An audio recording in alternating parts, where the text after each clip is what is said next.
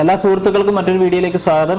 ഇന്നത്തെ വീഡിയോ എന്താണെന്ന് വെച്ചാൽ എൻ്റെ കമൻസ് യൂട്യൂബ് കമൻസിൽ നിന്നും കുറച്ച് ചോദ്യങ്ങൾ ഞാൻ പിക്ക് ചെയ്തിരിക്കുകയാണ്. അപ്പം കൂടുതൽ ഞാൻ നോട്ട് ചെയ്ത് വെച്ചിട്ടുണ്ട്. ഞാൻ നോട്ട് ചെയ്തിരിക്കുന്നത് പലരും എന്നോട് ചോദിച്ചിരിക്കുന്ന യൂട്യൂബിൽ വ്യൂസ് വന്നിട്ട് പെട്ടെന്ന് പിറ്റേ ദിവസം നോക്കുമ്പോൾ കുറച്ച് വ്യൂസ് ഡൗൺ ആയി പോകാറുണ്ട്. ചിലപ്പോൾ ഒരു 1000 വ്യൂസ് വരെ എത്തിയിട്ട് പിന്നെ ചിലപ്പോൾ ഒരു 500 വ്യൂസിലേക്കോ അല്ലെങ്കിൽ 600ലേക്കോ തിരിച്ചെത്തുന്നുണ്ട്. അത് എന്തുകൊണ്ടാണ് എന്നുള്ളതാണ് ഒരു ചോദ്യം.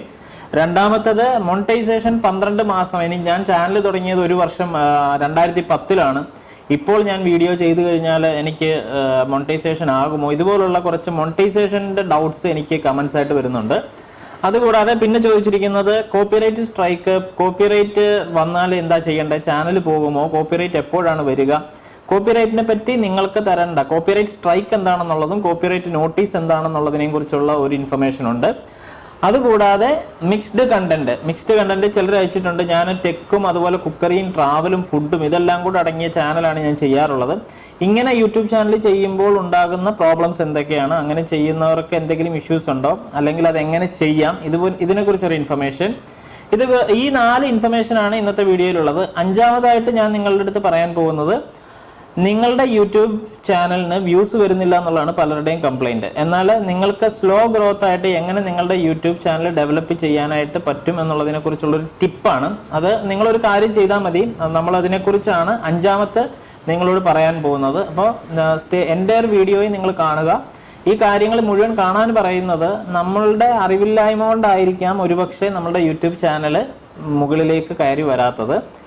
ഇപ്പൊ എന്റെ ചാനൽ തന്നെ നിങ്ങൾക്ക് ശ്രദ്ധിക്കാം. ഞാൻ ഈ പറയുന്ന കാര്യങ്ങളൊക്കെ നിങ്ങൾക്ക് പറഞ്ഞു തരുന്നുണ്ടെന്നുണ്ടെങ്കിലും ഈ പറഞ്ഞ ഒരുപാട് വ്യൂസ് ഒന്നും എനിക്ക് വരാറില്ല. അതിലൊരു വലിയ പ്രോബ്ലം ഉണ്ട്. എന്താ വെച്ചാൽ ഞാൻ റെഗുലറായിട്ട് വീഡിയോ ചെയ്യുന്ന ഒരാളല്ല. ഞാൻ റെഗുലറായിട്ട് വീഡിയോ ചെയ്യുകയും അല്ലെങ്കിൽ ഒരുപാട് വ്യൂസ് ഉള്ള ടൈപ്പ് വീഡിയോസ് ഞാൻ ചെയ്യുകയും ശ്രമിക്കുകയാണെന്നുണ്ടെങ്കിൽ എൻ്റെ ചാനലും റൈസ് ചെയ്ത് വരും. പക്ഷേ എൻ്റെ ഉദ്ദേശം അതല്ല. പക്ഷെ നിങ്ങളുടെ ഉദ്ദേശം റവന്യൂ ആയതുകൊണ്ട് മാത്രം നിങ്ങൾ മനസ്സിലാക്കുക, ഞാൻ പറയുന്ന കാര്യങ്ങൾ വ്യക്തമായിട്ട് പാലിച്ചാൽ ഒരുപാട് പേര് യൂട്യൂബിൽ ഇതിൽ സക്സസ് ആയിട്ടുണ്ട്. ഒരുപാട് ചാനൽസ് ഞാൻ നിങ്ങൾക്ക് പരിചയപ്പെടുത്താം ഇനി തുടർന്ന് വരുന്ന വീഡിയോകളിൽ. അവരെല്ലാം ഞാൻ പറഞ്ഞ കാര്യങ്ങൾ മനസ്സിലാക്കുകയും അതനുസരിച്ച് യൂട്യൂബ് ചാനൽ ചെയ്ത് അവരുടെ യൂട്യൂബ് ചാനൽ ഡെവലപ്പ് ആയിട്ടുണ്ട്. Stay tune with the video. Channel subscribe ചെയ്യാൻ മറക്കണ്ട. ഒരുപാട് സുഹൃത്തുക്കൾ ചാനൽ സബ്സ്ക്രൈബ് ചെയ്യാൻ മറന്നു പോയിട്ടുണ്ട്. Don't forget to subscribe. Stay tuned. അപ്പോൾ നമ്മുടെ ആദ്യത്തെ വിഷയം എന്ന് പറയുന്നത്, നമ്മുടെ യൂട്യൂബ് വീഡിയോ പബ്ലിഷ് ചെയ്ത് പെട്ടെന്ന് ചിലപ്പോൾ കുറച്ച് വ്യൂസ് വരുന്നു. അതിനുശേഷം പിറ്റേ ദിവസം നോക്കുമ്പോൾ വ്യൂ കൗണ്ട് കുറഞ്ഞതായിട്ട് കാണാം. ഇതാണ് നമ്മുടെ ആദ്യത്തെ ഇഷ്യൂ. എന്തുകൊണ്ടാണ് ഇങ്ങനെ സംഭവിക്കുന്നതെന്ന് ചോദിച്ചാൽ, നമ്മൾ സ്വാഭാവികമായിട്ടും യൂട്യൂബ് വീഡിയോയെ പബ്ലിഷ് ചെയ്ത് കഴിഞ്ഞ ഉടനെ നമ്മൾ എന്താ ചെയ്യാറുള്ളത്, നമ്മൾ ഫേസ്ബുക്കിലേക്കും അതുപോലെ തന്നെ ഫേസ്ബുക്ക് ഗ്രൂപ്പുകളിലേക്ക് അതുപോലെ വാട്സാപ്പ് ഗ്രൂപ്പുകളിലേക്കൊക്കെ ഷെയർ ചെയ്ത് കൊടുക്കാറുണ്ട്.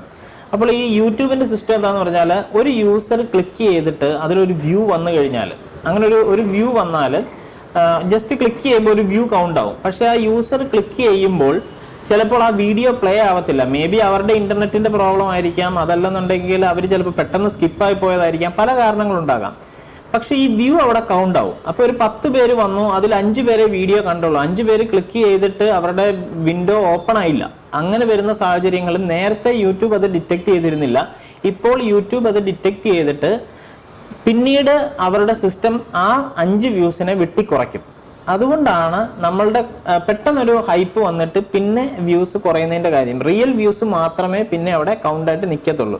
അപ്പം സ്വാഭാവികമായിട്ട് ഇത് എവിടെ നിന്നാണ് സംഭവിക്കുന്നത് ചോദിച്ചാൽ, ഫേസ്ബുക്കിലേക്ക് ഡൈവേർട്ട് ചെയ്യുന്ന ലിങ്കുകൾ മിക്കതും ഫേസ്ബുക്ക് ക്രോമിൽ പോയി ഓപ്പൺ ആവാറില്ല, ഫേസ്ബുക്കിന്റെ തന്നെ ബ്രൗസറിലാണ് ഓപ്പൺ ആകാറുള്ളത്. അപ്പോൾ നമുക്ക് എന്താ പ്രോബ്ലം എന്ന് വെച്ചാൽ, ചിലപ്പോൾ ഫേസ്ബുക്കിന്റെ ബ്രൗസറിൽ യൂട്യൂബ് വീഡിയോ പ്ലേ ആവാറില്ല, വളരെ സ്ലോ ആയിരിക്കും ചിലപ്പോൾ നെറ്റ്. അങ്ങനെയുള്ള കാരണങ്ങളാലാണ് വ്യൂസ് ഡൗൺ ആകുന്നത്, അല്ലാതെ മറ്റ് പ്രശ്നങ്ങളൊന്നുമല്ല. രണ്ടാമത് എല്ലാവരും എന്നോട് ചോദിക്കുന്നത്, ഞാൻ ചാനൽ തുടങ്ങിയിട്ട് ഒരുപാട് നാളുകളായി, ഞാൻ വീഡിയോ ഒന്നും അപ്ലോഡ് ചെയ്തിരുന്നില്ല, ഇനി മുതലാണ് ഞാൻ അപ്ലോഡ് ചെയ്യാൻ പോകുന്നത്, എനിക്കിനി മോണിറ്റൈസേഷൻ കിട്ടും. അപ്പൊ ഞാൻ പല പ്രാവശ്യം പറഞ്ഞിട്ടുണ്ട്, എങ്കിലും ഇപ്പോഴും പുതിയ വ്യൂവേഴ്സ് വീഡിയോ കാണുമ്പോൾ ഡൗട്ട്സ് ചോദിക്കുന്നതുകൊണ്ടാണ് പറയുന്നത്. ലാസ്റ്റ് 12 മാസം എന്നാണ് പറയുന്നത്. ഒരു വർഷത്തിനുള്ളിൽ നിന്ന് 12 മാസം എന്ന് പറയുന്ന ഒരു വർഷമായതുകൊണ്ട് യൂട്യൂബ് 1 ഇയർ എന്ന് പറയുന്നതേ ഉള്ളൂ. പക്ഷെ ലാസ്റ്റ് 1 ഇയർ ആണ്, അതായത് ലാസ്റ്റ് 12 മന്ത്സ് എന്ന് പറയാം. ഇപ്പം ജൂണിലാണ് നമ്മുടെ ചാനൽ തുടങ്ങിയതുണ്ടെങ്കിൽ അടുത്ത വർഷം ജൂൺ വരെ. അപ്പോൾ അതാണ് 12 മാസം എന്ന് പറയുന്നത്. ഇനി നമ്മൾ ഏത് സമയത്താണോ വീഡിയോ അപ്ലോഡ് ചെയ്യാൻ തുടങ്ങുന്നത്, ചിലപ്പം ചാനൽ തുടങ്ങിയത് 2015-ലും നമ്മൾ വീഡിയോ അപ്ലോഡ് ചെയ്യാൻ തുടങ്ങുന്നത് 2019-ലും ആയിരിക്കും. ഇങ്ങനെയുള്ള സാഹചര്യങ്ങളിൽ നമ്മൾ വീഡിയോ അപ്ലോഡ് ചെയ്യാൻ തുടങ്ങിയ സമയം മുതൽ 12 മാസം വരെ, ആ സമയത്തിനുള്ളിൽ നിങ്ങൾക്ക് ഈ പറഞ്ഞ ക്രൈറ്റീരിയ 4000 മണിക്കൂർ അല്ലെങ്കിൽ 1000 സബ്സ്ക്രൈബർ. ഇനി അതല്ല, ഇനി 1.5 വർഷം കഴിഞ്ഞിട്ടാണ് ഇതാവുന്നതെന്നുണ്ടെങ്കിലും കുഴപ്പമില്ല. നമ്മൾ ഏത് സ്റ്റേജിൽ നിന്നാണോ, ഇപ്പൊ ഈ മാസം എന്ന് പറയുന്നത് ഇപ്പം സെപ്റ്റംബർ മാസമാണ്, ഈ സെപ്റ്റംബർ മാസത്തിൽ നിന്ന് പുറകോട്ട് 12 മാസം, അങ്ങനെ വേണം നമ്മൾ കൗണ്ട് ചെയ്യാനായിട്ട്. അല്ലാതെ തുടങ്ങിയതിനെ കുറിച്ചോ ചാനലിൽ വീഡിയോ അപ്ലോഡ് ചെയ്തതിനെ കുറിച്ച് ചിന്തിക്കേണ്ട. നിങ്ങൾ എപ്പം മുതലാണോ വീഡിയോ ഇത് റിവ്യൂവിന് ചിന്തിക്കുന്നത്, ആ സമയത്തിൽ നിന്ന് പുറകോട്ട് 12 മാസം നോക്കുക. അതാണ് അതിന്റെ ക്രൈറ്റീരിയ ടൈം എന്ന് പറയുന്നത്. മൂന്നാമത്തെ ചോദ്യം എല്ലാവരും ചോദിക്കുന്നത് എന്താ വെച്ചാൽ, കോപ്പിറൈറ്റ് സ്ട്രൈക്ക് എന്താണ്, കോപ്പിറൈറ്റ് നോട്ടീസ്. പലർക്കും ഇപ്പോഴും കോപ്പിറൈറ്റ് സ്ട്രൈക്ക് എന്താണ്, നോട്ടീസ് എന്താണെന്ന് തന്നെ അറിയില്ല. കോപ്പിറൈറ്റ് സ്ട്രൈക്ക് ആണെന്നുണ്ടെങ്കിൽ നിങ്ങളുടെ വീഡിയോ പ്ലേ ആവില്ല, നിങ്ങളുടെ വീഡിയോ ഡിസേബിൾ ആയിട്ടുണ്ടാവും. ചാനലിൽ അത് ഉണ്ടാവും, പക്ഷെ ആ വീഡിയോ ഇപ്പൊ പ്ലേ ആവില്ല, അത് ഡിസേബിൾ ആയിട്ടായിരിക്കും യൂട്യൂബ് കാണിക്കുന്നത്. അങ്ങനെ കോപ്പിറൈറ്റ് സ്ട്രൈക്ക് വന്നാൽ പലരും ചോദിക്കുന്നുണ്ട്, ഞങ്ങൾക്ക് വീഡിയോ ഡിലീറ്റ് ചെയ്താൽ സ്ട്രൈക്ക് മാറുമോ എന്നുള്ളത്. വീഡിയോ ഡിലീറ്റ് ചെയ്താൽ കോപ്പിറൈറ്റ് സ്ട്രൈക്ക് മാറില്ല. കോപ്പിറൈറ്റ് സ്ട്രൈക്ക് ഏത് കമ്പനിയാണോ നിങ്ങൾക്ക് നൽകിയത്, ആ കമ്പനി തന്നെ ഒന്നെങ്കിൽ ആ കോപ്പിറൈറ്റ് റിലീസ് ചെയ്ത് തരണം. അതിനുവേണ്ടി നമ്മൾ ചിലപ്പോൾ ആ കമ്പനിക്കാരെ കോൺടാക്ട് ചെയ്യേണ്ടി വരും. നമ്മൾ ചിലപ്പോൾ വീഡിയോ ഡിലീറ്റ് ചെയ്യാമെന്ന് പറയണം. അങ്ങനെയെങ്കിൽ ചിലപ്പോൾ അവർ റിലീസ് ചെയ്തു തരും. ചിലർ പറയും വീഡിയോ നിങ്ങൾ ഡിലീറ്റ് ചെയ്യും, അതിനുശേഷം ഞങ്ങൾ റിലീസ് ചെയ്ത് തരാമെന്ന്. അങ്ങനെയാണെങ്കിലും കുഴപ്പമില്ല. പക്ഷെ അവരുടെ അനുവാദമില്ല നമ്മളിപ്പോൾ ഡിലീറ്റ് ചെയ്താൽ സ്ട്രൈക്കായിട്ട് അവിടെ നിൽക്കുകയും 3 സ്ട്രൈക്ക് വന്നാൽ അറിയാമല്ലോ നമ്മുടെ യൂട്യൂബ് ചാനൽ ഡിസേബിൾ ആവുകയും ചെയ്യും. അപ്പൊ കോപ്പിറൈറ്റ് കണ്ടന്റുകളിൽ സ്ട്രൈക്ക് വന്നാൽ ഇതാണ്. ഇനി കോപ്പിറൈറ്റ് നോട്ടീസ് എന്താണെന്ന് ചോദിച്ചാൽ, മറ്റുള്ള കമ്പനികൾക്ക് നമ്മളുടെ വീഡിയോസിൽ നിന്ന് കോപ്പിറൈറ്റ് കണ്ടന്റ്, അവരുടെ കണ്ടന്റ് നമ്മുടെ വീഡിയോയിൽ ഉണ്ടെങ്കിൽ അതിൽ നിന്ന് റവന്യൂ ഏൺ ചെയ്യാനായിട്ട് ഈ മറ്റുള്ള കമ്പനികൾക്ക് സാധിക്കും. അതുകൊണ്ട് തന്നെ അവരൊരിക്കലും കോപ്പിറൈറ്റ് നോട്ടീസ് വരുന്ന കണ്ടന്റുകൾ അവരായിട്ട് ഒരു കംപ്ലൈന്റും ചെയ്യില്ല. കാരണം നമ്മൾ അവർക്ക് വേണ്ടി ജോലി ചെയ്യുന്ന പോലെയാണ്. നമ്മളുടെ വീഡിയോയിൽ നിന്ന് 1 ലക്ഷം വ്യൂസ് വന്നാലും അത് കോപ്പിറൈറ്റ് നോട്ടീസ് ഉണ്ടെങ്കിൽ ആ കമ്പനിക്കാണ് ആ 1 ലക്ഷം വ്യൂസിന്റെയും റവന്യൂ പോവുക. അപ്പൊ കോപ്പിറൈറ്റ് നോട്ടീസ് വേറെ, കോപ്പിറൈറ്റ് സ്ട്രൈക്ക് വേറെ. കോപ്പിറൈറ്റ് നോട്ടീസ് ആണെന്നുണ്ടെങ്കിൽ നമ്മളുടെ വീഡിയോയുടെ താഴെയായിട്ട് ചെറിയൊരു ലെറ്ററിങ്ങേ കാണത്തുള്ളൂ. This video includes copyright content എന്നേ കാണിക്കുള്ളൂ. അതിൽ ക്ലിക്ക് ചെയ്താൽ അത് ആരാണ് ആ കണ്ടന്റിന്റെ ഓണർ എന്നുള്ളതൊക്കെ കാണിക്കും. പക്ഷെ നമുക്ക് ആ വീഡിയോ മോണിറ്റൈസ് ചെയ്യാൻ പറ്റില്ല. പക്ഷെ നമ്മുടെ ആ കമ്പനി ഓണർക്ക് അല്ലെങ്കിൽ ആ കണ്ടന്റ് ഓണർക്ക് ആ വീഡിയോ മോണിറ്റൈസ് ചെയ്യാനും അതിൽ പരസ്യം കാണിക്കാനും സാധിക്കും. അതിന്റെ റവന്യൂവും അവർക്ക് തന്നെ കിട്ടും. അപ്പൊ അതാണ് കോപ്പിറൈറ്റ് നോട്ടീസും കോപ്പിറൈറ്റ് സ്ട്രൈക്കും തമ്മിലുള്ള വ്യത്യാസം. പിന്നെ എനിക്ക് പറയാനുള്ളത് മിക്സ്ഡ് കണ്ടന്റ് ആണ്. മിക്സ്ഡ് കണ്ടന്റ് എന്ന് പറഞ്ഞാൽ ഇപ്പൊ ട്രാവൽ വീഡിയോ ചെയ്യുന്നവരും കുക്കറിയും കൂടെ മിക്സ് ചെയ്യുന്നതുകൊണ്ട് വലിയ പ്രശ്നമില്ല. കാരണം രണ്ടും ഒരു കോമൺ സബ്ജക്റ്റ് ആയതുകൊണ്ട്. പക്ഷെ ഒരു ടെക് വീഡിയോയും അല്ലെങ്കിൽ ബ്യൂട്ടിയും കുക്കറിയും കൂടെ മിക്സ് ചെയ്യാതിരിക്കുക, ടെക് വീഡിയോയും കുക്കറിയും കൂടെ മിക്സ് ചെയ്യാതിരിക്കുക. അങ്ങനെയുള്ള ഡിഫറെന്റ്, അതായത് ടെക്നോളജി ചെയ്യുമ്പോൾ ടെക്നോളജി മാത്രം കഴിവതും ചെയ്യാൻ ശ്രമിക്കാം. ട്രാവൽ വീഡിയോ ചെയ്യുന്നവർ അത് മാത്രം കോൺസെൻട്രേറ്റ് ചെയ്യുക. മിക്സ്ഡ് കണ്ടന്റ് ചെയ്താൽ ഞാൻ പലതവണ പറഞ്ഞിട്ടുണ്ട്, യൂട്യൂബ് ഒരിക്കലും നമ്മുടെ ചാനലിനെ കാറ്റഗറൈസ് ചെയ്ത് ഏതെങ്കിലും ഒരു ഏരിയയിൽ കൊണ്ട് പ്ലേസ് ചെയ്യാൻ പറ്റാത്ത അവസ്ഥയിൽ വരും. അങ്ങനെ വരുമ്പോൾ നമ്മളുടെ ഒരു വീഡിയോയും കയറാത്തൊരവസ്ഥയിൽ വരും. അപ്പൊ അത് ഒഴിവാക്കുക. അപ്പൊ നിങ്ങൾ ചെയ്യുന്നുണ്ടെങ്കിൽ ഏതെങ്കിലും ഒരു കോമൺ ആയിട്ടുള്ള സബ്ജക്റ്റ് ആണെങ്കിൽ കുഴപ്പമില്ല. അതിൽ ആകെ ഞാൻ കോമൺ ആയിട്ട് പറയുന്നത് ട്രാവലിങ്ങും ഫുഡും. Okay, no problem. അത് രണ്ടും ഏകദേശം മാച്ച് ആണ്. അതിനുവേണ്ടി നമ്മുടെ ചാനൽ സബ്സ്ക്രൈബ് ചെയ്യുന്ന ആൾക്കാർ തീർച്ചയായിട്ടും ട്രാവലിങ്ങും ചിലപ്പോൾ കാണും, ചിലപ്പോൾ കുക്കറിയും കാണും. രണ്ടും നോ പ്രോബ്ലം. ഓക്കെ, അപ്പൊ നിങ്ങൾ മിക്സ്ഡ് കണ്ടന്റ് കഴിവതും ചെയ്യാതെ നോക്കുക. ലാസ്റ്റ് ആയിട്ട് ഞാൻ നിങ്ങളുടെ പറഞ്ഞിരുന്നു, ഞാൻ നിങ്ങൾക്ക് ഒരു ടിപ്പ് തരാമെന്ന്. ടിപ്പ് മറ്റൊന്നുമല്ല, നമ്മൾ യൂട്യൂബ് ചാനൽ ചെയ്യുന്നുണ്ടാവും, അതിന് പകരം നമുക്കൊരു വെബ്സൈറ്റ് ക്രിയേറ്റ് ചെയ്യുക എന്ന് പറയുന്ന എല്ലാവർക്കും സാധിക്കുന്ന കാര്യമല്ല. ചിലപ്പം നമ്മളൊരു ചെറിയ വരുമാനത്തിന് വേണ്ടിയാണല്ലോ യൂട്യൂബ് ചാനൽ ചെയ്യുന്നത്. അപ്പൊ ഇനി വെബ്സൈറ്റ് ഒക്കെ ക്രിയേറ്റ് ചെയ്തത് എപ്പോഴാണെന്നുള്ളത്. പക്ഷെ നമുക്ക് ചെയ്യാൻ പറ്റുന്ന ഒരു കാര്യമുണ്ട്. ഗൂഗിളിന്റെ തന്നെ ബ്ലോഗറിൽ നിങ്ങൾക്കൊരു ബ്ലോഗ് ക്രിയേറ്റ് ചെയ്യുക നിങ്ങളുടെ യൂട്യൂബ് ചാനലിന് വേണ്ടി.